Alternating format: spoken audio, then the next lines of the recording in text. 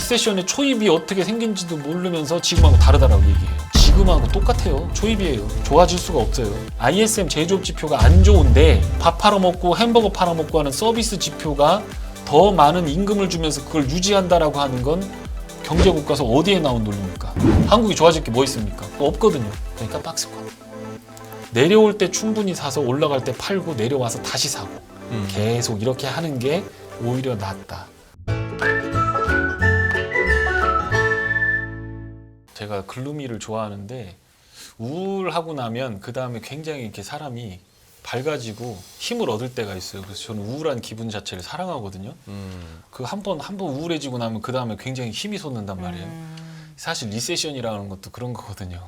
요게 딱 한 토막이 지나고 나면 그 다음부터 정말 해분이 열리는 건데 지금은 그런 상황을 기대하고 있다고 보시면 되고 뭐 처음에는 그 글루미하거나 뭐 이렇게 막 약세론자로 들어섰던 게 아닌데 워낙 눈에 보이는 이제 하락이 눈에 보이니까 그거에 대해서 자꾸 얘기하다 보니까 강칠천 앞뒤 다 자르고 그냥 딱 강칠천에 리세션 오고 기업 실적 부러지고 그러면 기업 실적 부러지는 게 4개분기 정도 걸리고 그게 1분기부터 시작해서 어느 순간 되면 나온다.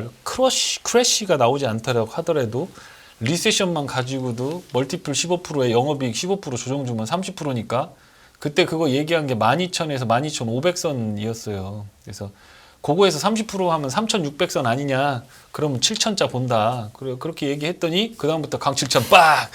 여기도 보니까 연합인포도 여기 뭐 썸네일 보는 거 보니까 뭐 강칠천 어쩌고 착즙 끼어 이제 막 다 이제 털어 먹는 거야 이제 제대로 이제 썸네일 이제 하는 거지. 오케이 그럼 받아들이는데 그거에 대해서는 뭐 단 1도 뭐 후퇴하거나 뭐 바꾸고 싶은 생각 없습니다. 그리고 2월 14일이 발렌타인데이 아닙니까? 지난번에 우리 빼빼로데이도 했었잖아요. 내년 발렌타인데이 이전에 네. 7,000대를 보거나 그러니까 7,999.9도 7,000이요. 이제 이렇게 되면 7천 대죠. 7,000대. 예. 오케이. 내년 발렌타인데이 때 한번 불러주세요. 이제 그동안 쉴 테니까 와서 할 말도 없어. 또 빠진다 얘기하면 되게 싫어할 거잖아 또. 그러니까 이렇게 될 건데 역실적 장세에서 이제 마지막 한 꼭지 남은 거 2월 10일까지거든요. 80%의 S&P 기업이 실적을 발표할 겁니다.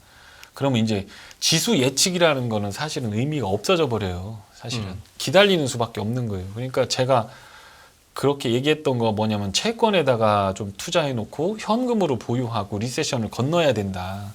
그렇게 얘기를 했던 거지. 뭐 그게 뭐 시가총액 저기 뭐 다 합쳐서 시가총액 5조도 안 되는 뭐 저 AI라든가 로봇이라든가 막 이런 것들 올라가는데 뭐 그거하고 지수하고 무슨 상관이죠? 시가총액 10조도 안 되는데 그건 그거고 이건 이거죠. 저는 종목에 대해서 얘기하거나 이런 건 없었고 네. 지수에 대해서 얘기하는 부분이고 그거에 대해서 7,000 뷰는 바뀌지 않을 거다. 강7,000 좀 더 크게 썸네일 크게 만들어서 빡 찍어도 괜찮다. 그래서 하트박 엄지척. 엄지척하고 예, 그렇게 해도 괜찮습니다. 아니 자. 예. 내가 이제 우리 강 이사하고 강영현 부장 시절부터 이제 같이 우리 연합인포엑스 라이브에서 했던 중에 네. 우리 강 이사가 많은 어록을 남겼어요. 그 중에서 제가 또 기억하는 것 중에 하나가 그때 이제 조금 장이 좀 후들후들하고 이제 밀리고 할 때 계속해서 이제 하방에 대한 경고를 하고 그러면서 사람들이 뭐라고 했냐면은 갓 영년이라 한 거야. 네. 야, 이 빠지는 장을 갖다가 그것도 정권맨이 정권사에서 영업한다는 친구가 아주 뭐 거시 지표도 많이 갖고 와서 설득력 있게 설명하면서 장까지 맞추니까 갓영년 됐다 했더니만 그때 방송에 선생님이 네. 그거 금방 갓댐 영년 된대. 근데 그거 기억나거든. 그 지금 문제는 이렇다고요. 네. 방송을 컨텐츠를 다 보지도 않고 댓글 다시는 분들도 있고 그렇죠. 썸네일만 보고 댓글 다시는 분도 네. 있고 또 하나 띄엄띄엄 들은 내용을 갖고 또 아주 댓글까지 다시는 적극성을 보이셔.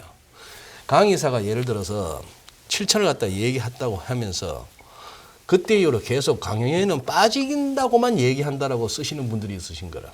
띄엄띄엄 들으신 분들이라. 그렇죠. 예. 그리고 이제 또 이제 갓영현이 아니고 요즘 이제 갓댐 영현 또 많이 올라와. 그게 보니까 2,200이나 2,100 그 근방에서 강영현 한번 유튜브 한번 봤더니만 너무 꽂혀가지고 꽃버스를 지는 거야. 그래 이제 갓댐 영연 되는 거지. 네. 또 거기다가 지금 또 갓댐 영연이 되는 거는 모처럼 장 분위기 좋아서 한번 가는 거고.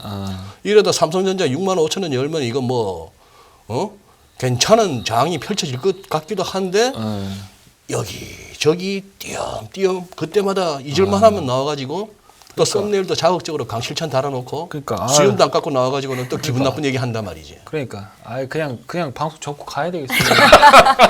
왜 불렀어 나는 할 얘기 뻔한데 여기는. 아니 자 지금 오늘 제목이 좀 뭡니까? 이제 하드코어 랜딩은 무엇인가에 대해서 얘기를 하고 싶은 아니 거예요. 하드 랜딩이면 하드 랜딩이고 소프트 랜딩은 소프트 랜딩, 하드코어 랜딩은 또 뭐예요? 이렇게 배운 영어가 짧아서 그냥 하드코어로 썼어요. 경착륙. 경착륙, 예. 연착륙, 경착륙 이런 거 있잖아요. 코어가 요새 중요해요. PC도 코어 PC가 코어 PC, 중요하고 그렇지, CPI도 그렇지. 코어가 중요하니까 네. 랜딩도 코어가 중요하니까. 그러면 제 소프트 랜딩 이런 거 얘기 많이 하잖아요. 연착륙 얘기하잖아요. 그래서 물어봐요. 야, 소프트 랜딩이 뭐냐? 소프트 랜딩이 어떻게 하는 게 소프트 랜딩이요? 여기 뭐 정체가 뭐요? 그거의 뭐 정의가 뭐냐? 소프트 랜딩에 물어봐요. 이렇게. 네. 그럼 그럼 막 설명을 해요. 고용 시장은 안정적이고 GDP도 잘 나왔고 물가는 잘 잡히고. 물가는 잘 잡히고 그래 네. 6%인데 잘 잡히고 경제 좋으면서 그 골디락스를 설명하는 것도 같고 분명히 이게 경제가 올라가는 게 아니고 착륙이니까 내려오는 거잖아요. 내려오는 거거든요. 그래서 소프트 랜딩이 도대체 뭐냐? 그래서 그럼 그거 어려우면 하드코어 랜딩은 뭐냐? 네가 아는 그렇게 하는 거. 그러면 하드코어 랜딩을 알면 그 반대의 어떤 대척점에 있거나 비유될 수 있는 거 소프트 랜딩이 있는 건데. 그러니까. 그럼 뭔지를 말해봐라. 네. 왜 내용에 대해 소프트 랜딩이 뭔지에 대한 정의도 제대로 못 내리면서 소프트 랜딩 온다 안 온다 왜 그걸 따지고 있냐? 그것도 사실은 또 그런 면도 있잖아요. 지금 경기를 얘기하는 건지 시장에서 장 빠지는 건지 그것도 좀 헷갈리죠. 그러니까요. 맞아요. 그 핵심이 그거잖아요. 음. 그러니까 어렵죠. 그러니까 이게 대화를 하다 보면 요새 계속 그러는데 국어 선생님들께는 참 죄송합니다만 국어 시간을 좀 더 공부를 열심히 했었어야 내가. 그래야 좀 이거 좀 방송을 하기 좋았을 거다라는 생각이 듭니다. 그러니까 우리가 지난 1970년대 이후에 그 1970년대 50년 정도로 봤을 때 우리가 소프트 랜딩이라고 보는 경우가 2번 정도 있었어요. 근데 그거에 대한 예. 아주 극단적인 예를 제가 한번 들어볼게요. 네. 2002년도하고 2007년도가 있었습니다.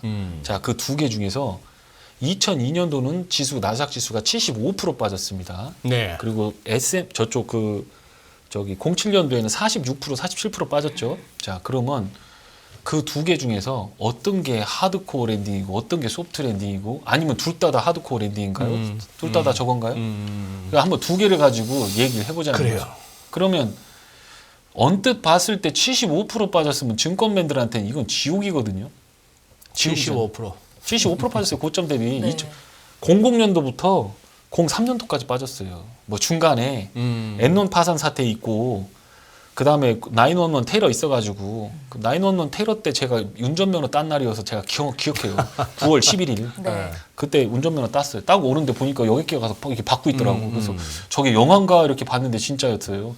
근데 자, 그럼 반대로 911 테러나 엔론 사태 때문에 주가가 빠진 거라고 본다면 그게 회복됐을 땐 거기서부터 시작해야 될 거 아니에요. 이렇게 V자를 반등해놓고 거기서부터 잡아야 될 거 아니에요. 근데 한참 더 밀려서 여기 가서 끝났거든요.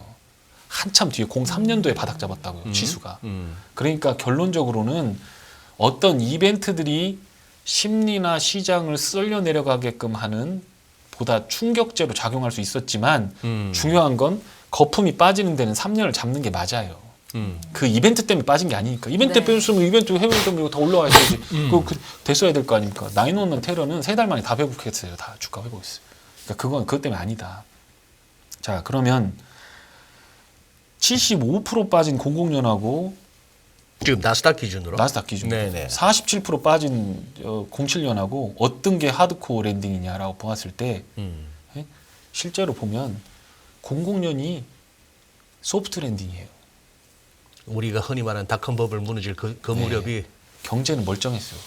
경제는 리얼 GDP로 그게 사실 보면 네. 예전 기준으로 지금은 바뀌었지만 MBR이 바뀌었지만 예전 기준으로는 연속 2분기 GDP가 마이너스 나면 그러면 리세션이에요. 그렇죠. 그랬는데 2000년대에 딱 다 뒤져보시면 한 분기 마이너스 콱 났다가 다시 플러스네요. 네. 그러고 나 다시 한 분기 마이너스네요. 네. 그러면 엄밀한 의미에서 리세션 아니에요.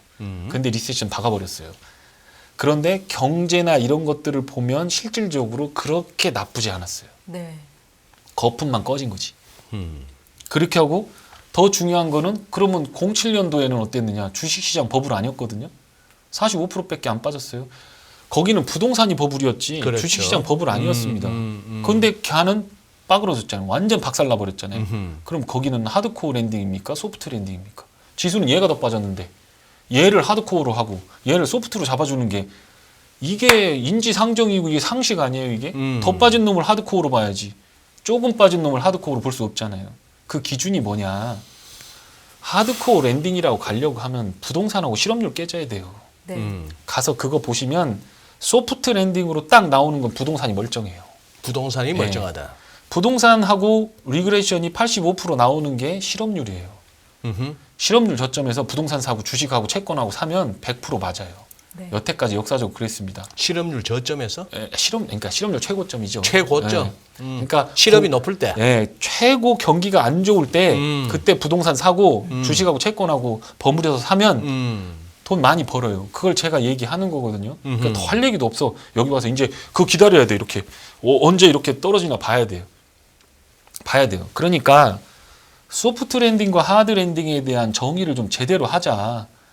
지수가 30% 빠지냐 20% 빠지냐 아까 말씀하신 대로 그건 금융시장이지 우리가 주식시장 하는 사람들이 하는 얘기지 경기하고 무슨 상관이고 경제하고 무슨 상관이 있냐.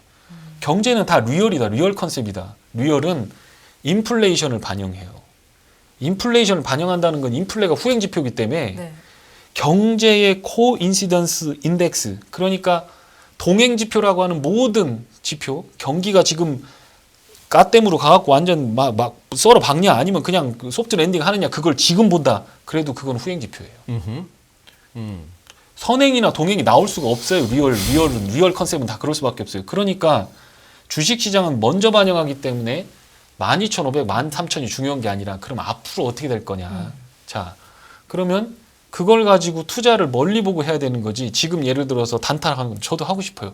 한 몇 천만 원 넣고 해서 용돈 벌고 뭐 그런 거 하고 싶어요. 그거에 대해서 시장이 오히려 경기가 안 좋기 때문에 이런 판때기가 깔리는 건데 네. 그거를 할 만하니까 경제는 분석은 잘못됐고 뭐 하드코어고 뭐 경기 분석 이거 아니라는 거예요. 그러니까 소프트 랜딩은 앞으로 부동산과 임금 관련된 고용 시장이 부러질 가능성이 없다라고 하면 소프트 랜딩이라고 보는 겁니다. 네. 그게 아니고 그 두 개가 부러질 것 같으면 하드코어예요. 그러면은 이사님은 그 두 개가 부러질 거라고 보시는 그렇게 거예요? 보는 거죠. 앞으로 그거를 못 부러뜨리면 인플레 다시 오니까 인플레가 올라가서 경기가 빠그러져서 죽든 그렇게 되면 스태그플레이션 나오는 거거든요. 경기는 더 좋아질 수가 없어요. 지금 여기서는. 왜 그런지 지표를 보여드릴 겁니다. 그런데 만약에 그걸 리세션을 맞아갖고 차라리 확 눌러버리면 그러면 차라리 짧고 강하게 빠졌다가 다시 올라올 수 있기 때문에 이게 판이 다시 깔린다는 거죠. 제가 그거를 잡초에 비유해서 얘기를 했습니다.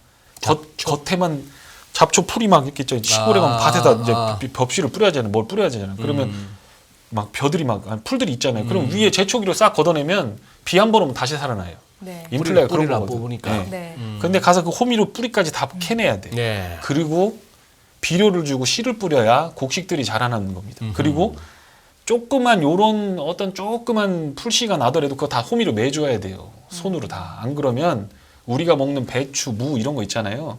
영양분 다 뺏겨버리거든요. 그게 인플레입니다. 그래서 페드도 지금 얘기하고 있는 거예요. 자기들이 얘기하고 있어요. 뭐라고 하냐면 아서 번즈가 한 얘기 우리도 기억하고 있다. 그래놓고 제롬 파월이 와갖고 앞으로는 이렇게 얘기하고 이건 이렇게 얘기했잖아요. 근데 지난 12월에도 그랬어요. FOMC 끝나고 나서 4% 폭등했어요. 4% 폭등했어요. 그리고 요번에 나눠서 폭등했지. 그래요. 예. 그러니까 분할해서 올라갔느냐 한 방에 올라갔느냐 이 차이인 거지. 네. FOMC 때는 나올 게 없어요. 경제 지표는 그러니까 이게 금리를 올리다가 제가 그랬잖아요. 고원을 만들 거다. 그때 주식 할 만할 거다. 그거는 경기가 좋아지거나 멀티플이 상향돼서가 아니라 사람들이 심리적으로 눌려 있다가 여기야라고 하면서 실적 좋은 걸로 뚫고 들어가면서 혹시 그게 애플이라든가 테슬라처럼 이렇게 큰 주식이 되면 걔가 끌고 올라가면서 지수를 막 움직이기 때문에 변동성이 큰 장세가 된다. 그러니까 지수 예측 의미 없다. 네. 다만 너무 고평가된 쪽으로 오게 되면 인버스 덮어야 된다 이거. 잘못하면 7천 가니까 내 말이 맞으면 어떻게 할 거예요? 아 이거 죽을 수가 없어. 이거 5만 원 걸게 할까? 이거 5천만 원 걸게. 이게 안 되는 거예요. 네. 이거는 경제라고 하는 거는 플로우고 어떤 의미에서 봤을 때는 단기적으로는 어떻게 뭐 치고 나가고 빠질 수 있을지 모르지만 이게 리세션을 한번 겪어본 사람과 그렇지 않은 사람들은 많이 다를 거예요.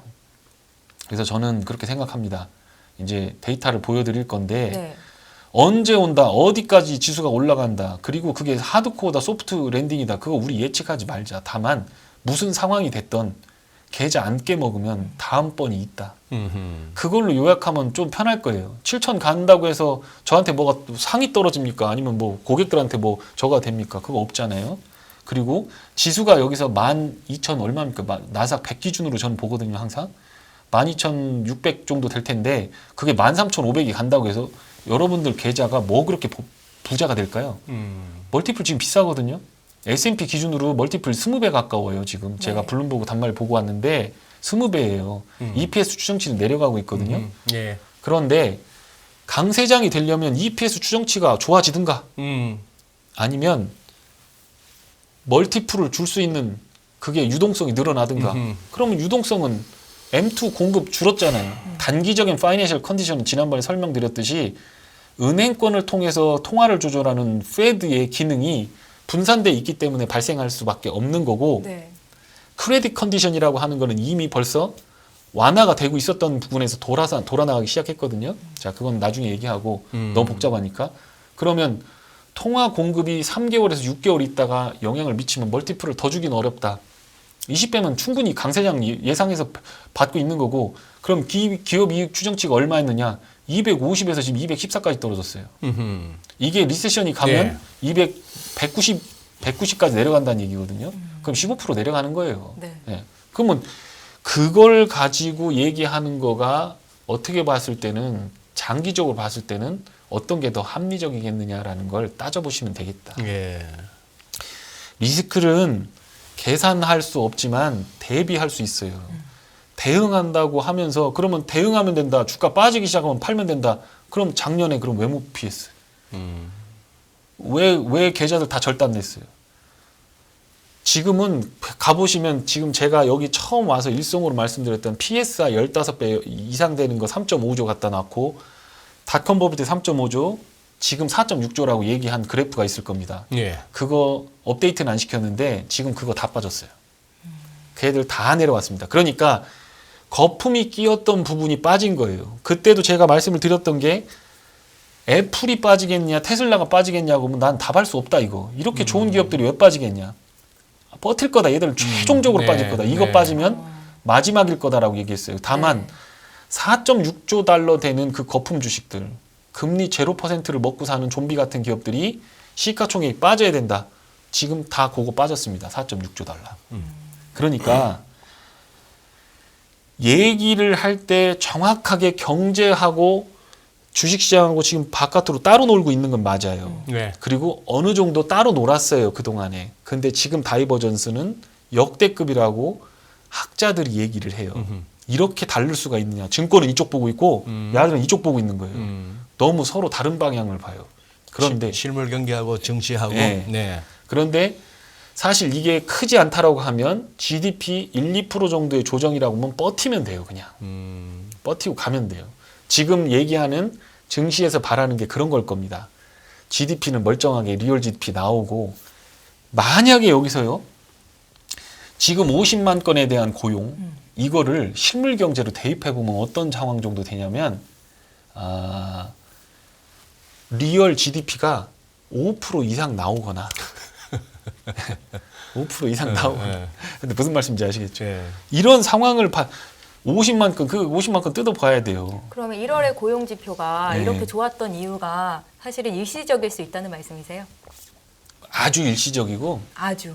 네, 제가 차트 보여드릴게요. 네. 코스피 여기입니다. 지금 네. 작년 5월 이후로 자꾸 추세 전환했다라고 하는데 여기 지금 2,500선 못 뚫고 있잖아요. 여기 바닥에서 2,100선, 2,200선에서 다 매수 신호 제가 제 유튜브 개인 유튜브에 다 올렸어요. 여기서 사라, 팔지 마라, 인버스 하지 마라, 까꾸리 해라 다 했고 여기 2,500선 되면 슬슬 정리하라고 얘기했고 코스닥은 조금 나아 보이죠. 여기 단기적으로 보면 근데 얘는 많이 빠졌어요. 코스피는 여기 보시면 이렇게 빠지는 거 다 조사해 보시면 15%씩 빠집니다.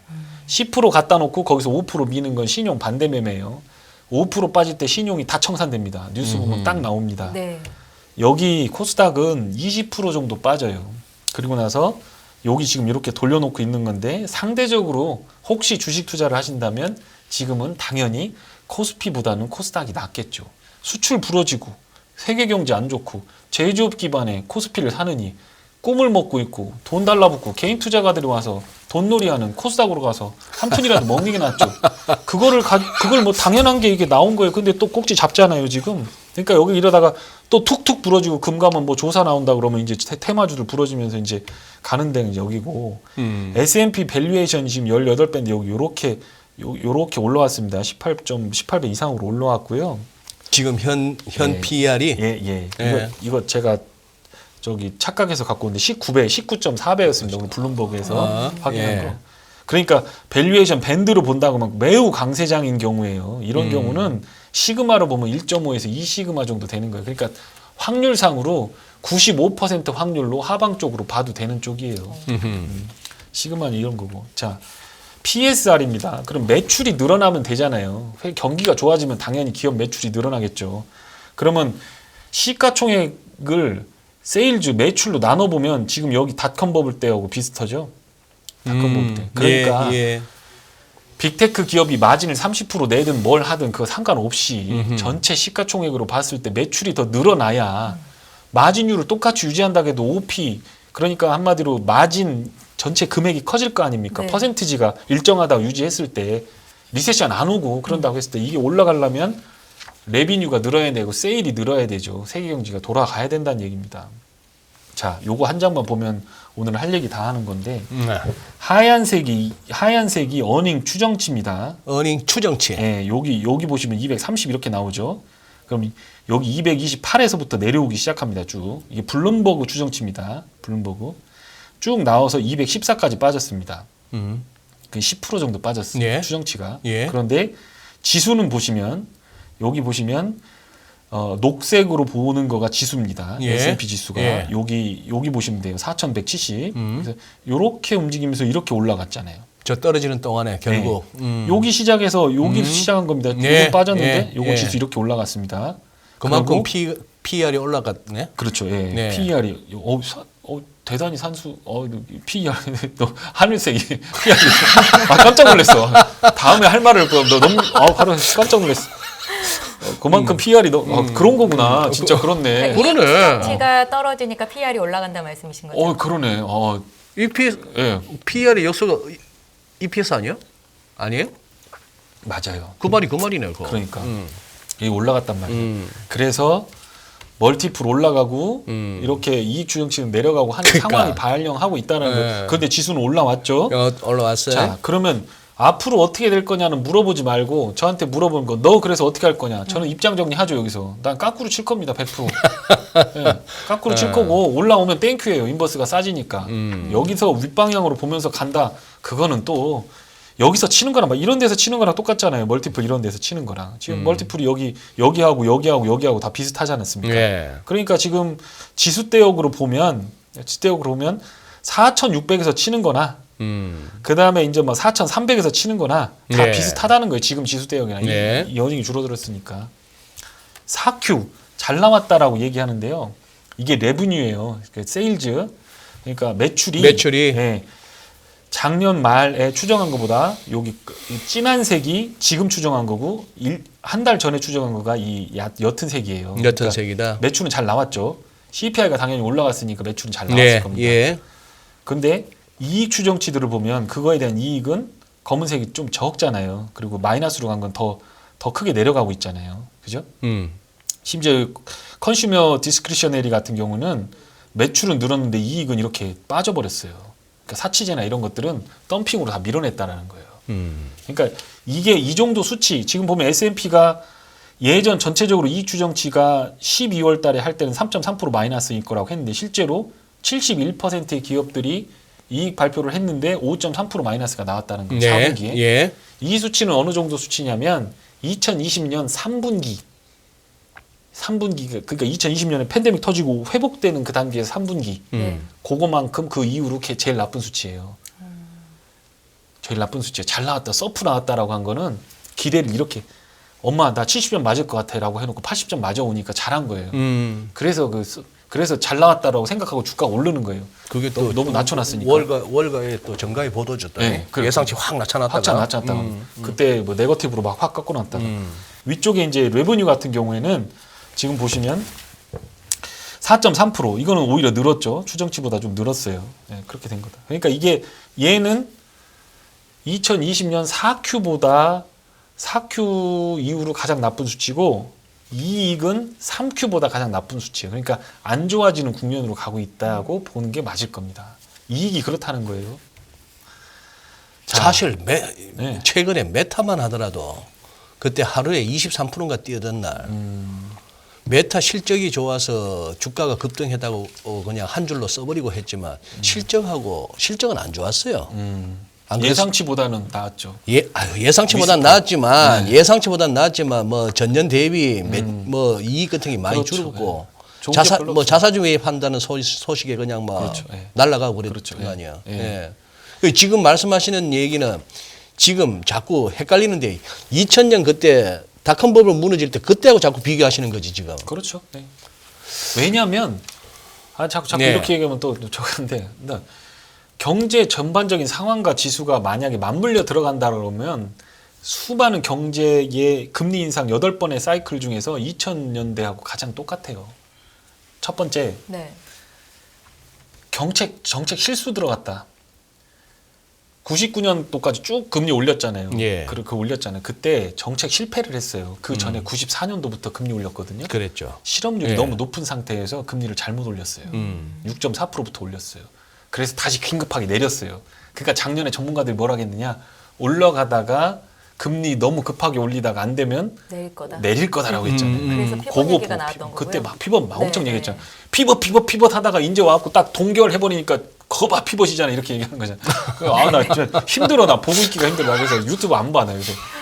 그거 아니거든요. 그때는 실업률이 높았어요. 그리고 그때 노동 생산성이랑 경제 성장률 예금 금리만 봐도 지금하고 완전히 다른데 한 가지 똑같은 공통점이 있어요. 실업률에서 정책 미스를 해갖고 다시 낮췄다가 언제 다시 올리기 시작했느냐. 실업률 4.7%일 때부터 다시 금리 올리기 시작해요. 근데 그때 완전 고용 실업률이 4.4%였어요. 자연 실업률이. 네. 그러니까 0.3% 높은 데서부터 시작하기 시작한 거 늦었어. 한참 늦은 거야. 그래서 닷컴 버블이 막 생겼어요. 그러고 나서 완전히 시장을 깨뜨려 버리기 전에 지수가 먼저 꺾여요. 너무 무거우니까. 지금도 잘 보십시오. 일드 커브 인버전이라고 하는 게 사실은 나오면 페드의 정책이 먹히는 거거든요. 금융 시스템의 밸브를 잠그는 거니까. 일드 커브 인버전이 단기 금융 상품, 단기 국채까지 일드 커브 인버전이 나올 때 그때를 기준으로 지수를 딱 보면 다른 데들은 다 어떤 일드 커브 인버전이 나오고 나서 돈이 잠기면서 멀티플이 까이면서 시장이 캄다운이 되기 시작해요. 근데 닷컴 버블 때하고 지금 23년, 22년 때하고만 지수가 먼저 꺾여요. 그리고 나서 뒤타가 들어가요. 정책이 뒤에서 늦게 들어간다는 뒷북치기. 거예요. 뒷북치기. 그런데 지금 얘기를 하는 게 그거잖아요. 여기서 잘못해서 금리를 내릴 수도 없고 올릴 수도 없다 이거잖아요. 잘못해서 너무 올려버리면 경기가 완전히 박살나버리고 예. 회복 못할 정도로 잘못될 수가 있고 예전처럼 크래시가 나가지고 막 금융 시스템이 붕괴되니까. 그런데 인플레를 잡자니 계속 올린 상태를 더 올려야 되는 상태고 그러니까 뭐라고 하냐면 중간 정도에서 계속 갈 거야. 말로 이거 하는 거죠. 그런데 정책 툴로만 보면 빼도 박도 못하게 생겼어요. 이거 ISM 부러졌지, 소비 까꾸러졌지. 그럼 ISM 제조업 지표가 50 미만으로 떨어질 때 금리 피벗 안 나온 적이 없어요. 다 나왔어요. 이번만 안 나왔습니다. 지금 ISM 제조업 지수가 47 정도 되는. 예. 그러니까 막 이제 반대로 얘기하죠. 서비스가 뻗치고 있으니까 미국 경제는 다 서비스야라고 얘기하는 거예요. 그러니까 아예 그게 며칠 전에 너무 좋게 나왔잖아요. 또 서비스가요. 그럴 수밖에 없어요. 펜트업이잖아요. 그동안 식당 문 닫았던데 막 이런 데서 막 하는 거잖아요. 그래서 여기 요 자료를 한번 보시죠. 아까 고용에 관련돼서 말씀하신 거랑 요거랑 딱 나온 거죠. 여기서 보면 이게 점선으로 된 거를 보시면 이 점선이 이렇게 올라가잖아요. 이게 뭐냐면 파타임 잡입니다. 실선으로 이렇게 내려가는 거 있잖아요. 네. 이게 정규직입니다. 그러니까 정규직 애들은 지금 해고당하고 있는 잡을 잃고 있는 겁니다. 그런데 뭐가 늘어나냐면 비정규직이 늘어나고 있어요. 그러니까 점선은 올라가고 있고 예, 예. 요 구간대 다 보면 다 리세션 나왔죠. 이렇게 리세션 신호예요. 이게 사람들 다 잘리고. 그러니까 이게 지금 ISM 제조업 지표를 단순하게 보시면 안 되고요. 지금 ISM 뉴 오더는 빠지고 있거든요. 신규 주문 지수 예, 빠지고 있어요. 그런데 고용은 버티고 있어요. 네, 네.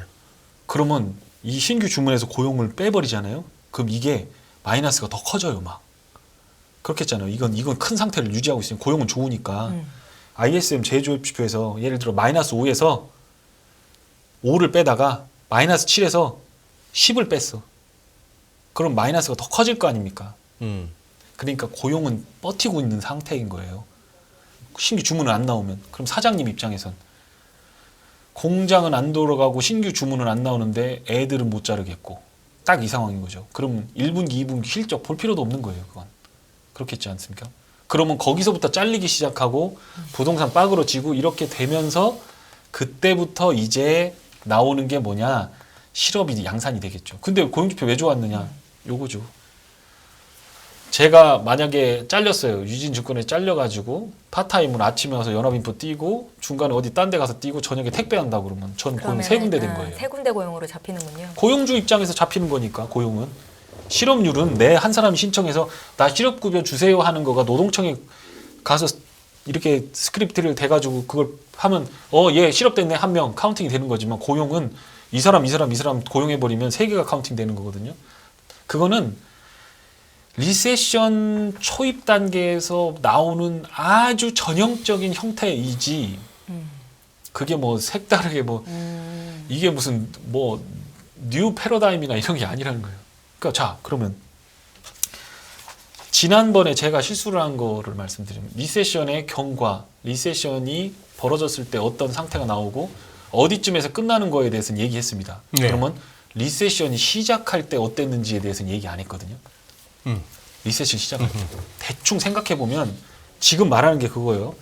고용 좋고 소비 버티고 있고 ISM은 부러졌지만 뭐 나머지는 다 괜찮다. 인플레 낮아져봐야 6%입니다. 코어 PC가 4.4%하고 이거하고 금리하고 같아졌기 때문에 기준금리가 같아졌기 때문에 더 이상 리스크가 아니라는 거지 그게 낮은 상태라는 걸 얘기하는 건 아닙니다. 그리고 인플레는 웃잣든 3, 4개월 전부터 제가 인플레 볼 필요 없다라고 얘기했어요. 지금은 실물경제 충격 오는 경기 침체를 얘기해야 되는 거지 네. 인플레를 왜 지금 얘기하고 있냐. 1년 전에 얘기해야 될 걸 얘기했어요. 자 그러면 경기 침체되는 상황이 어떤 모양이 있을 거 아닙니까? 그거하고 지금 거하고 비교했을 때 같을까요? 다를까요?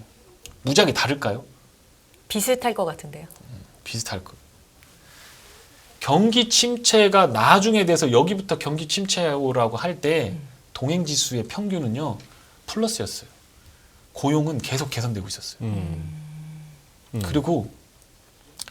그리고 코인시던스 인덱스를 다 뒤져보면 대부분의 지표들은 다 플러스 3%, 1%만 이랬어요. 다 플러스였다고. 다 성장하고 있었어요, 경제는. 그런데 그때부터가 리세션이었다고 나중에 얘기해요, 이렇게 보면서. 그러죠. 항상. 지수가 어떻게 될 거냐, 경제가 어떻게 될 거냐. 이게 00년도나 서프라임처럼 될 것 같지는 않은데 지금은 크래시가 그렇게 나올 것 같지는 않은데 어떻게 될지 모르죠. 체력이 약한 상태에서 뭐가 쾅 오면 더 무너지니까 그건 모르겠지만 00년도가 더 나빠요 사실은. 이 정말 지긋지긋한 절망 속에 갇혀버리면 이 미로에 갇혀버리면 차라리 쾅 깨져버리고 다시 시작하는 게 낫거든. 계속 세요 계속. 알바 해갖고 돈 모아가지고 또 가서 들어가서 좋아 샀는데 50% 먹었어. 이거 봐 이거 노력의 결실 이거 되는 거야. 강영이 천재야. 이거 너 그 순식간에 뭐 50% 먹었어. 친구들 밥 사고 술 먹고 오면 그 다음날 빠져 있어. 네. 죽는 거예요. 그 절망감은 도돌이표 같은 절망감 속에 그걸 가두면 안 돼요. 리세션 한 토막 남았는데 그거 끝나고 가도 안 늦거든요. 네. 그걸 얘기하는 과정 중이다. 이제 다음에 불러도 나 안 나올 건데 안 나올 건데 이제 할 얘기도 별로 없어. 요거 보시면 챌린저스라고 잡컷이라고 하는 거예요. 참 이게 뭐냐면 경제 상황이 안 좋아서 자른다는 사람들이 이렇게 늘어났다고요. 갑자기 확 튀어버렸잖아요. 이미 공장에서 공장 운영하시는 분들은 리세션을 느끼고 있는 상황인 거예요. 소비나 고용까지 오진 않았죠. 미리 내다보면 그게 신이죠. 사람들 웬만한 사람들은 경제에 관심이 없어요. 그냥 관심 없어요. 그렇게 하고 조금 있다가 해고나 돼야 이제 경제가 어렵다라고 얘기하겠죠. 한 1년 정도 걸리겠죠. 해고가 피부에 와닿는 거가. ISM 제조업 지표 부러지고 18개월 레깅이니까 3개월 전부터 부러지기 시작했단 말이에요. 네. 그러니까 연말 정도 되면 실업률도 확 튀게 돼 있죠.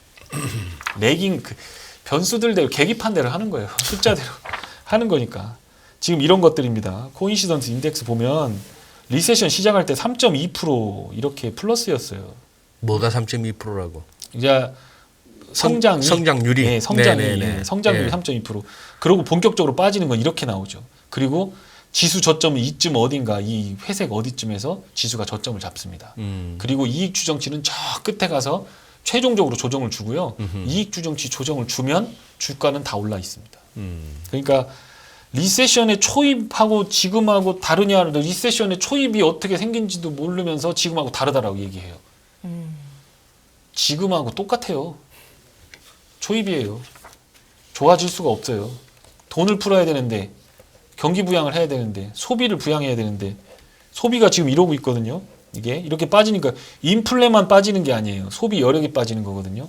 자동차, 집, 그 다음에 라지, 하우스, 듀어러블, 책상, 뭐 장롱 뭐 이런 것들 있잖아요. 막 에어컨 이런 거 다 빠그러지고 있잖아요. 여기서부터 여기 빠그러지고 있다는 거죠. 여기 지금 80년대 수준으로 빠그러졌어요. 실질 구매력이 안 좋기 때문에 당연한 귀결이거든요. 그렇게 되면 ISM 뉴 오더가 지금 이렇거든요. 뉴 오더 공장이 돌아가요. 우리 그게 딱 있어요. 거제도랑 울산에서 예전에 조선소가 힘들어졌던 적이 있어요. 40년 호황을 끝내고 중국이 저가 수주를 하면서 조선소에 일감이 없어가지고 그 울산 거제 막 여기 하는 막 엄청난 거대 산업단지가 통째로 막 밑둥까지 흔들린 적이 있어요. 네. 그런데 거기서 밥 장사하던 아주머니들 어땠습니까? 어려웠지. 다 서울로 다시 올라오셨죠. 제조업 기반에서 부가가치를 창취하는 ISM 제조업 지표가 안 좋은데 거기다가 밥 팔아먹고 햄버거 팔아먹고 하는 서비스 지표가 더 많은 임금을 주면서 그걸 유지한다라고 하는 건 경제국가서 어디에 나온 논리입니까? 시차가 있을 뿐이지. 그걸 가지고 그게 리지더밋하고 그건 굉장히 리즈너블하다라고 추정을 하는 거가 그게 맞다라는 얘기입니까? 나는 못 받아들이겠는데. 그건 아니다라는 거죠. 지표가 우리가 지표를 보는 건 이거는 지표를 보는 건요. 자동차 계기판을 보는 거랑 똑같습니다. 계기판을. 제가 운전을 배울 때 그 운전을 가르쳐준 형이 나한테 그렇게 얘기한 적 있어요. 야, 이거 그때 스틱이었거든요. 네. 다 낡은 프라이드 스틱이었어요. 클러치가 너무 깊어갖고 다리도 짧아 죽겠는데 쫙 밟어. 그럼 두둥하고 걸리면 이 느낌이 이게 할 때 여기서 언덕 특히 언덕에다가 뒤로 맨날 밀리잖아요. 브레이크 그 시동 꺼지면 이 브레이크 잡히지도 않아. 이게 뭐 맞물려고 더더더더 할 때 엑셀을 삭삭삭삭 밟아갖고 거기서 조금씩 가게 하지 않으면 뒤로 밀려버려요. 그 몸에 굉장히 영을 써야 돼. 그렇죠. 근데 그 양반이 네. 나한테 그 계기판을 딱 보여주더라고. 영현아, 여기 왼쪽에 있는 거는 속도계잖아. 오른쪽에 있는 건 뭐 같냐? 뭐라고 써있냐? 그때 RPM이요. 이 RPM이 뭔 뜻인지 아냐? 레볼루션 퍼 미닛입니다. 아, 똑똑해. 그 정도는 알고 있었어. 근데 너는 왜 이것만 보고 이건 안 보냐? 그러더라고요. 왜 RPM을 안 보냐고. 네. 엔진이 덜컹하고 물리면 RPM이 두둥하고 떨어져서 700, 800 RPM으로 떨어지면 거기서 엑셀을 밟아주면 시동 안 꺼진다는 거예요. 왜 감으로 자꾸 막 맞추려고 보이지도 않는 기업 박수가 물렸는지 안 물렸는지 이거를 왜 눈을 감고 이렇게 하느냐 이거야. 지금 그러니까 오토 트랜스미션을 다른 차들은 계기판 2개 있어 RPM 다를 필요가 없는 거야. 이거는 이 두둥하고 하는 이 수동 기어일 때를 위해서 이거 잡힌 거거든. 그냥 빼도 아무 문제 없어. 속도계만 빡 이번에 빡 달아도 되는 거거든. 지금 우리가 투자를 하는 거가 그렇단 말이에요. 투자를 하는 거가 50개 큰 카테고리로 50개 디테일하게 하면 74, 5개가 됩니다. 그걸 다 뒤져보면 네. 다 디테일하게 맞물려 있어요. 경제 지표가요? 경제 지표가. 네. 실업률 그거 추정하기 어려우니까 거기다 고용 지표 갖다 놓고 거기다 ADP 고용 넣고 주간 실업 추상청 건수 넣고 그것도 모자라니까 평균 내버리고 시간당 임금 어떻게 되고 그게 인플레에 어떻게 영향을 미치고 소비에 영향을 어떻게 미치고 그게 다 계량 경제학, 수리 경제학으로 다 만들어져 와꾸가 딱 짜져 갖고 지표가 딱 공급되는 겁니다.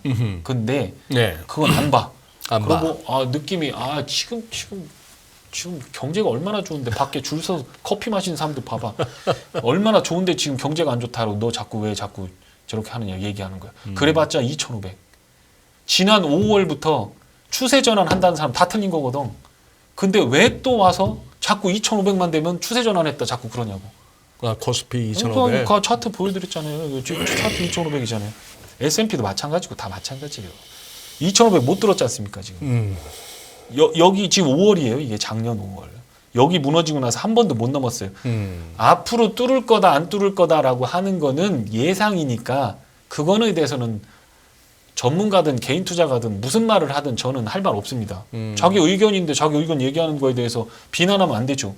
존중해줘야죠. 자기 의견, 자기 생각대로 또 포지션 잡는 거고. 그럼요. 네. 그러니까 거래가 되는 거고 그게 그러니까. 민주주의거든요. 인정해야죠. 그런데 여기서 추세 전환한 거라고 보이진 않지 않습니까? 박스권이지 않습니까? 이게 물론 기술적으로 보면 이게 뭐 저기 갈매기 물수리 뭐 하락 패턴 뭐 했고 쌍 바닥에다가 짝꿍둥이 아실 패턴 것 해서 뭐 같은데. 네. 이거 뭐 그 뭐 기술적 분석 대가들은 이거 딱 보면 야 이건 무조건 올라가 이렇게 얘기하거든요.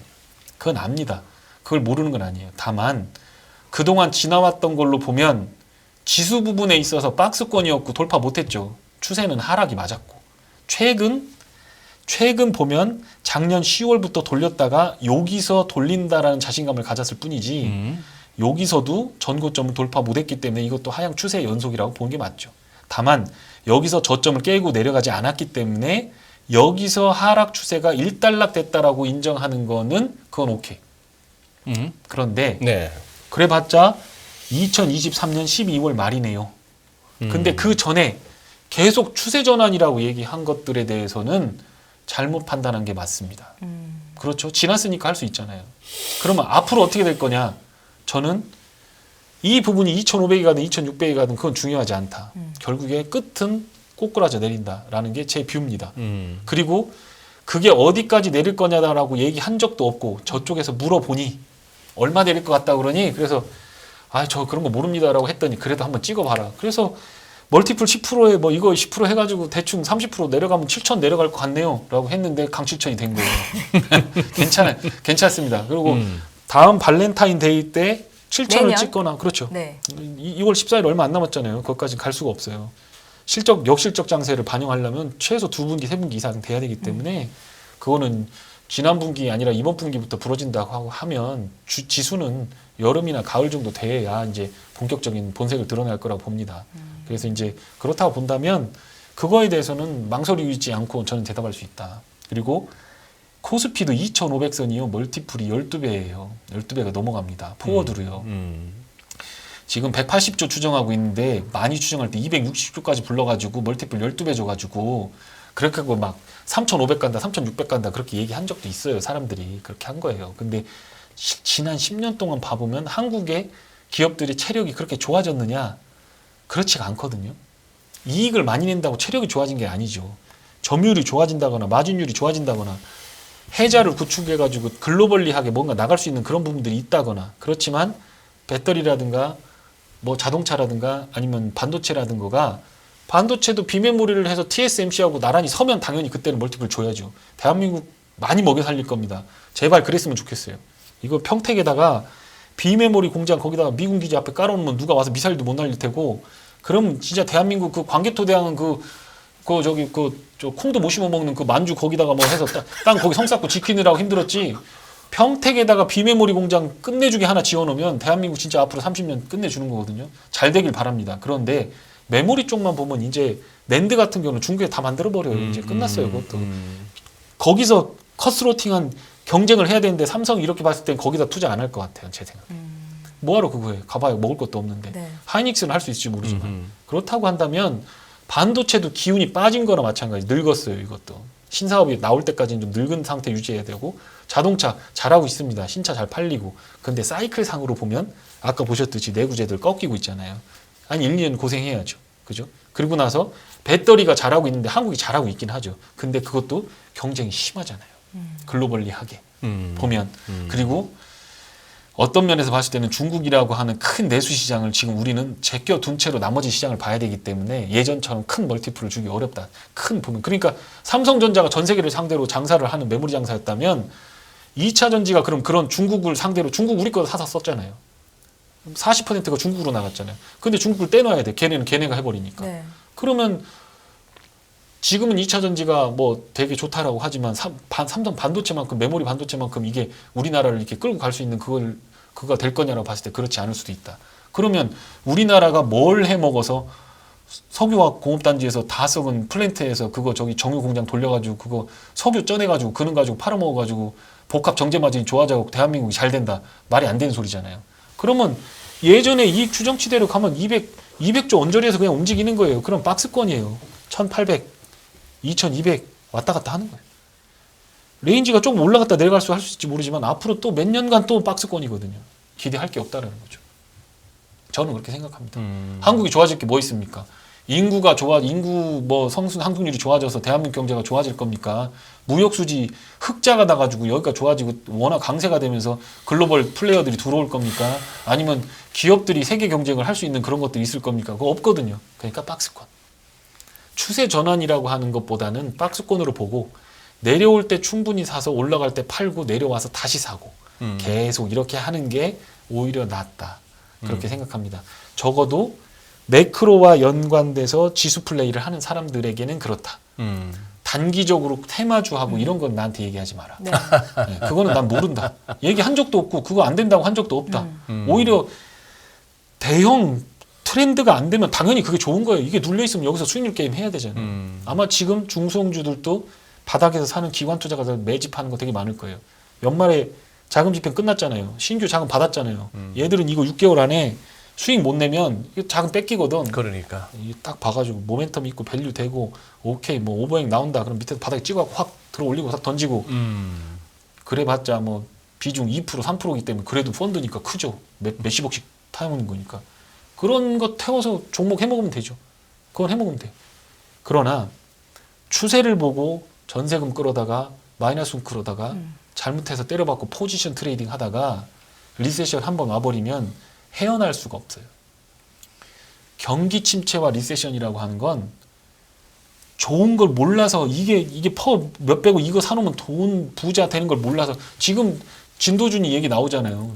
지금 그때 분당 땅을 5만 평을 사가지고 할아버지한테 그 달라고 해서 대박 터진 것처럼 나중 지나고 나서는 다 할 수 있지. 캐스터가 아니잖아요. 투자는. 먼저 해야 되거든요. 그러면 지금은 리스크 관리하고 살을 찌워놔야 됩니다. 혹한기를 대비해서. 그렇게 하고 있다가 충분히 다운턴이 나오면 그때 한번 들어가는 게 맞다. 이렇게 생각합니다. 하여튼 지난번하고 얘기하다 보니까 똑같았어. 이사에 저 뭐 궁금한 게 하나 있는데요. 혹한기에 대비해야 된다라는 말씀은 뭐 계속해서 하고 계신 이야기인데 제가 생각할 때 강 이사님이 지금 그냥 마냥 손을 놓고 계시지는 않을 것 같거든요. 그러니까? 네. 주식이 아니라면 채권이라든지 원자재라든지 분명히 수익을 낼 만한 곳이 있고 또 그쪽을 보고 계실 것 같아서 어느 쪽을 좀 보고 계신지 듣고 싶습니다. 아, 이런 건 할 수 있어요. 철강석 많이 가격 올랐어요. 철강주들 한번 잘 보십시오. 특히 철강은 내년 말고 열연 쪽으로 한번 보십시오. 그리고 강관 있잖아요. 기름 회사들 돈 많이 벌잖아요. 유정, 셰일가스 이런 애들 강관. 그것도 종목 얘기 안 했어 난. 네. 얘기 안 했어. 이런 건 50분 독서를 피웠으니까 1분 정도는 얘기할 수 있어요. 그런 거 좋다. 채권 좋습니다. 아직도 채권이 괜찮아요? 나이스죠. 금리 올라가니까 지금 채권 가격이 빠지고 있잖아요. 이거는 2, 3년 보고 IRP라든가 연금 같은 거 있잖아요. 착착 쟁여놓으세요. 걱정 안 해도 됩니다. 미국 국민 담보로 3.54% 준다. 그럼 그거 땡큐죠. 근데 레버리지가 이렇게 이어지거든요. 듀레이션이 기니까. 네. 채권 펀드 ETF 있어요. 제로츠, GR, OGR.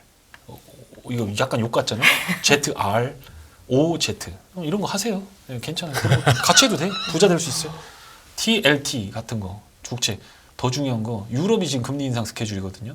걔들도 까꾸러질 수 있거든요. 그럼 거기 국채도 끝내줘요. 걔네 마이너스 금리 가던 애들이거든요. 걔네도 경제에 그 예수님 재림에도 그 못 건지는 그 경제예요. 걔네 그 할아버지들이 지어놓은 천년된 성 이거 뭐 그거 막 반질반질 닦아가면서 거기서 뭐 그 해가지고 돈 벌어먹고 사는 애들이요. 걔들 그 답 없어요. 걔네는 비행기 안 뜨면 걔네는 다 굶어 죽는 애들이에요. 그러니까 그런 것들 하면 좋죠. 좋다. 철광석 관련된 거 한번 잘 보셔. 올라간다 안 올라간다가 아니라 경기는 부러지고 있는데 네. 철광석 가격이 올라가고 있으니 그게 어떻게 된 일인지 한번 보셨으면 좋겠다. 그렇게 하고 종목들은 지금 뭐 오셈 임플란트나 SM 같은 것들도 막 있지만 시가총액 1조에서 2조 원 되는 것들 중에서 탄탄하게 모멘텀을 잡고 있는 애들이 있어요. 1조 원 이상 되는 것들 중에서 그러면 플레이하기가 좋죠. 너무 조그만 것들은 너무 급하게 움직이니까 조금 그나마 큰 손이라고 하는 사람들이 시장이 바닥을 잡았다라고 사들어갈 수 있을 만한 것들을 할 거 아닙니까? 그러면 일단 시가총액으로 1조 이상 되는 걸 고를 겁니다.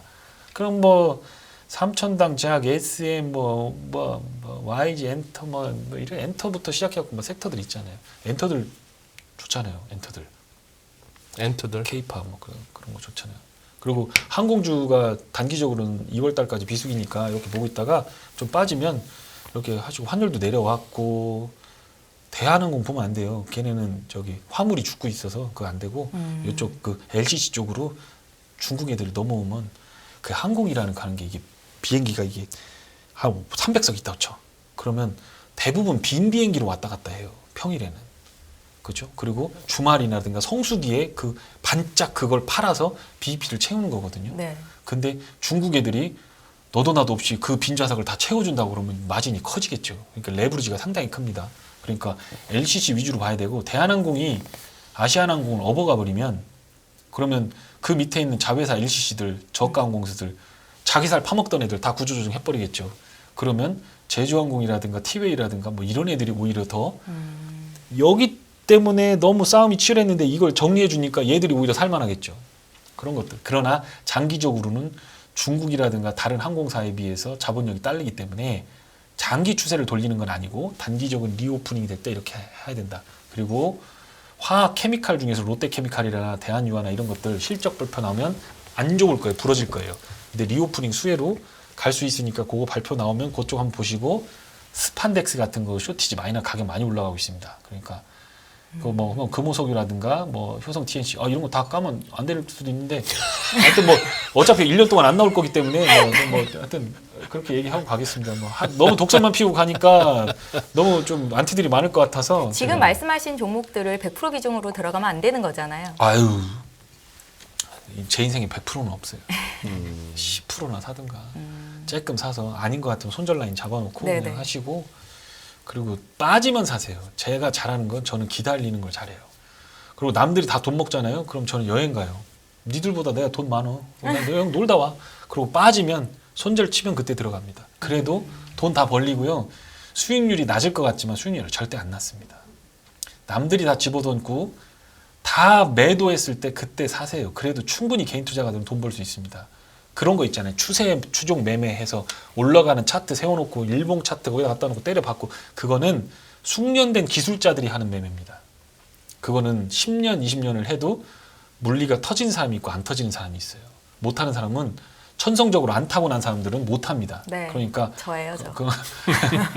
그런 걸 볼 때는 그냥 차라리 남들 다 빠졌을 때 조용히 가서 혼 내밀어주는 그런 친구가 되시면 그러면 수익률 훨씬 나을 겁니다. 지난 주말 고용지표 이후로 미국도 그렇고 우리도 그렇고 그동안 이렇게 한참 내리기만 하던 금리가 뛰고 환율이 또 달러가 약세가 지금 뭐 좀 스파크 나듯이 하는데 어떻게 이거 좀 걸리지 않으세요, 레이더에? 그런 것도 얘기하면 또 1시간 얘기해야 되는데 짧고 굵게. 1시간짜리도 또 2분 만에 얘기할 수 있는 그러니까요. 분이니까 30초 만에 얘기해요. 30초만. 최근 환율의 1,330원 이하로의 하락은 1,330원. 1,330원 이하의 하락은 제가 거기서 인버스 해지를 풀었습니다. 그래서 막 타격을 받았어요. 달러 가지고 있는 걸 인버스 해지했단 말이에요. ETF로 까꾸로. 아, 환율 빠진다에 배팅을 했다가 배팅 1,440원에서 1,440원에서 환율 빠진다에 배팅을 했다가 1,430원에 다 1,330원에서 청산을 했는데 네, 거기서 더 빠졌어요. 거기서 그러니까 100원 이상 더 빠진 거 아니에요? 네, 똑같이 네. 빠졌어요. 음. 그때 판 이유가 뭐냐면 BOJ를 생각을 못했어요. BOJ. 네, 그래서 BOJ 구로다 이름도 이상하잖아요. 그래서 예측 불가능해요. 예. 그리고 중국을 예상을 못했어요. 중국이 위에나가 강세로 돌아서면서 그걸 예상 못했어요. 다만 우리나라 국제 수지라든가 우리나라 환경으로만 본다라고 하면 1,350원 이상이 되는 게 적절하다라고 하는 게 첫 번째. 두 번째로는 우리나라 부동산 이거 괜찮냐 제가 여쭤보는 거예요. 네네. 은행은 괜찮다. 저축은행 괜찮냐. 그리고 대우건설이 그게 어떻게 된 거냐면 땅 사놓는데 땅 살 때 보증을 써요. 대우건설이 가서 사놓고 보증 서고 은행에 대출 받아서 이 공구리 치는 걸 콘크리트 치는 걸 대우건설한테 주마 하고 얘가 보증 서고 들어가는 거예요. 그렇게 누가 보증을 썼다고? 대우증권이 대우증권? 아니 대우건설이 대우건설이. 대우건설이 이 사이트 그 땅 보여줘. 예. 야 여기다 내가 빌딩을 이렇게 올려서 팔아서 분양을 해서 너 돈을 줄 테니 여기 가야 되는데 내가 돈이 없다. 그러니까 너 은행에 돈 빌리게 이 땅 살 돈 빌리게 네가 보증 서라. 그래서 얘가 누구 보고 보증을 서라 하는 거야? 시행사가 시공사한테 대우건설한테 보증 서라 한 거라고. 그러면 내가 네 보증을 위해서 대신 공사 물량 너한테 줄게. 그리고 그래서 1,600억을 얘한테 주기로 하고 보증을 얘한테 써준 거예요. 400억. 근데 400억 날려버린 거야. 나 보증 섰으니까 내가 잘못했어. 400억 갚을게. 그리고 나 공사 안 해. 그리고 나와버린 거예요. 심각한 상황이지. 안 심각해요? 안 심각해. 강남에 전세가 막 쌓이고 있잖아요. 이렇게. 강남은 불패예요. 가지고 있으면 무조건 먹어요. 그러나 단기적으로는 소요가 있을 겁니다. 다만 은행은 탄탄합니다. 자기 자본 비율이라는 이런 거 문제 없는 이유가 네. 예전에 금융 당국이 막아놨기 때문에 그래요. 근데 이 아들이 꼼수로 밑에 저축은행을 인수했어요. 그래서 저축은행이 다 거기 가서 PF 대출 다 태우고 있는 거예요. 대우건설이 콘크리트 쳐서 돈 못 벌 것 같으니까 400억 물어주고 뒤로 빠꾸 했는데 저축은행들은 어떻게 되겠습니까? 그러면 자 저축은행이 흔들려서 부동산이 흔들리고 배드뎁 익스펜 그 배손상각 비용이 늘어난다라고 할 때 한국 경제가 어떻게 될 거냐라는 거에 대해서 한 번쯤은 생각해야 된다. 그게 남았다. 그 일발 남았다. 그러니까 환율이 위로 튈지 아래로 튈지에 대해서 저는 그래서 그래요. 환율이 많이 빠지면 추세적으로 보면 1,100원에 가야 되는 게 맞지만 예전에 그걸 가보면 맞지만 단기적으로 튀었다 올라갈 가능성이 상당히 높아 보인다. 그렇게 생각합니다. 그게 1,350원까지를 보시는 거고요. 아니 그게 그 아니고 이상 갔으면 좋겠고요. 그게 아니고 이제 1,440원 근방에서 이제 환율 빠진다로 배팅을 해서 달러 쪽에 인버스로 잡았는데 네. 이걸 갖다가 1,220원까지도 오는 이 환율을 1,330원 근방에서 절반쯤에서 털 때는 네. 대한민국 지금 이래 설명하신 이 상황으로 봤을 때 원화가 도저히 강세로 갈 그게 안 보인다 싶어서 잘랐는데 생각보다 훅 왔던 거고. 그렇죠. 지금부터 도는 환율은 그러면은 지금도 그러면은 우리 강 이사께서는 보시기에 이 환율이 좀 위쪽으로 좀 간다라고 네, 보고 있는 거네. 달러 한 푼도 안 팔았고 오히려 1,220원 기준 환율 때 1,242원에 네. 제가 뭐 탈탈 털어갖고 한 16만 불 정도를 또 샀습니다. 달러를 샀어요. 그리고 국채 찍으려고 이렇게 국채로 나요. 50%만 딱 먹자 이렇게 하고 있습니다. 그래요. 국채 좋아요. 국채 하세요. 개인 투자하는 분들 많이 그리고 하셔도 돼요. 네. 진짜 내년 저 발렌타인데이 때까지 안 나오시려고? 아니 저는 에이, 사실은 설마요. 3월 말에 지금 작가님하고 잡아놓긴 했는데 방송을 하려다 보니까 어떻게 말이 세게 나왔어. 네, 강 이사님 저희 그럼 3월 말에 또 뵙고 그때 어떻게 뷰가 좀 달라졌는지 그때는 어떤 투자가 옳은지에 대해서 듣는 시간 또 마련하도록 하겠습니다. 저희 여기서 보내드릴게요. 오늘 고생 많으셨습니다. 고생하셨습니다. 전례 없는 금리 인상이죠. 환율 너무 어려워요. 결론만 알려주세요. 당신은 외환 모태솔로입니다. 환율 그동안 너무 어려우셨죠? 이제는 쉽다 말할 수 있을 거예요. 오늘부터 환율과 썸 타시겠습니까?